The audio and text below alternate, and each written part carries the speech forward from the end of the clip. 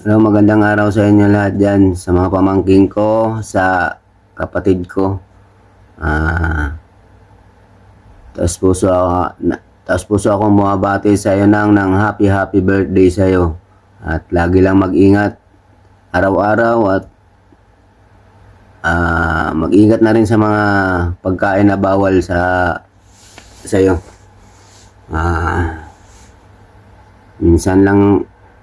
Minsan lang naman tayo magkikita-kita, pero ito lang masabi ko sa'yo ng happy birthday sa'yo.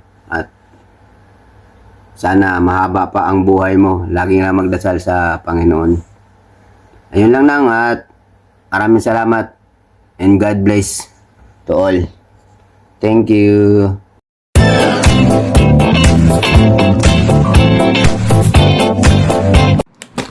Good morning, good evening sa inyong lahat yan sa Pilipinas. Parang may magsa-celebrate ng birthday ngayon. So,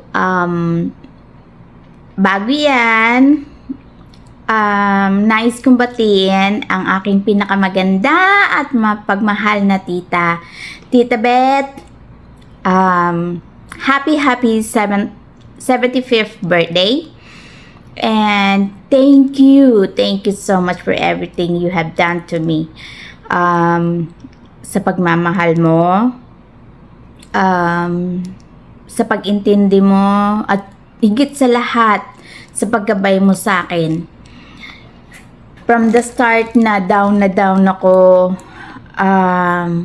problemado ako sa pamilya ko, especially to my dad, sa papa ko, and sa mga kapatid ko.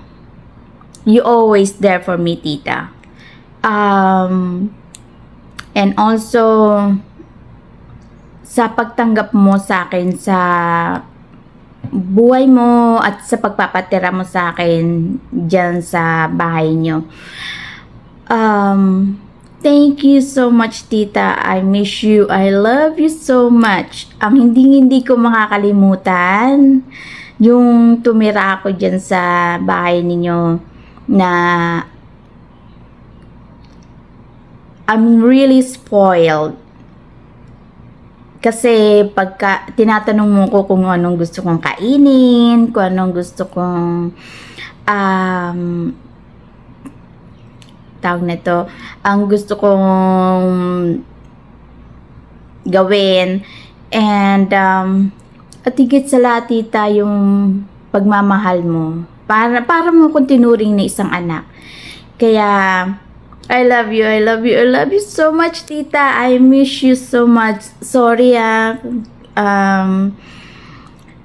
hindi kita masyadong natatawagan o ano, but you always here, tita. Dito ka sa puso ko, always. And sana mag-enjoy ka sa birthday mo, and kahit kailan hindi kita makakalimutan. Mahal na mahal, lagi mo tatandaan, tita, mahal na mahal kita. Maybe next year I'm going back to Philippines to take a vacation, so I hope I can see you and you spend time with me, with my family.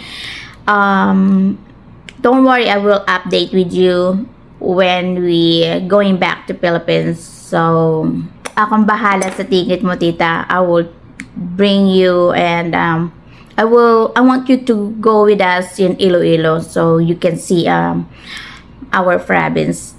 And you promise me, tita, na aalagaan mo yung sarili mo, wag mong pababayaan, and enjoy ka lang sa birthday mo. Don't think too much problem, and don't stress yourself, okay? Ang ganda mo, tita. I love you so much, tita. Before I end my video, I just want to say happy 75th birthday. I love you so much, tita. Bye.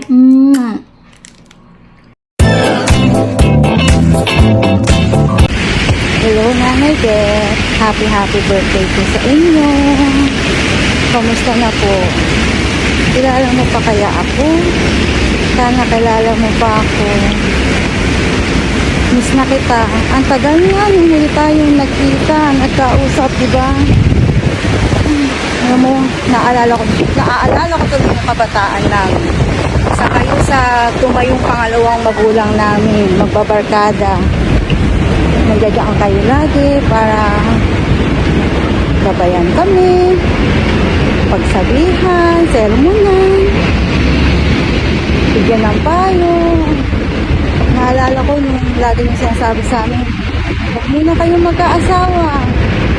Mag-aral muna kayo ng mabuti. Kaya lang ending, mga nagsipag-asawa ng maaga. Thank you sa lahat, Nanay Beth. Mahal ka namin. And ang wish ko, sana maging masaya ka sa araw ng birthday mo. Makasama mo lahat ng mahal mo sa buhay.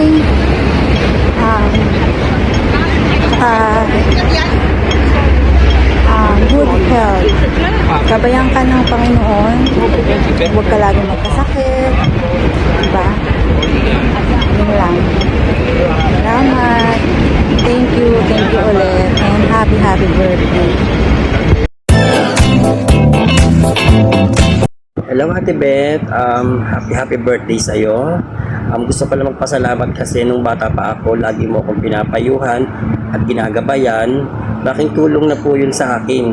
Salamat kasi tinuring mo na akong pangalawang anak mo. Ingat ka pa palagi Ate Beth and happy birthday uli sa'yo.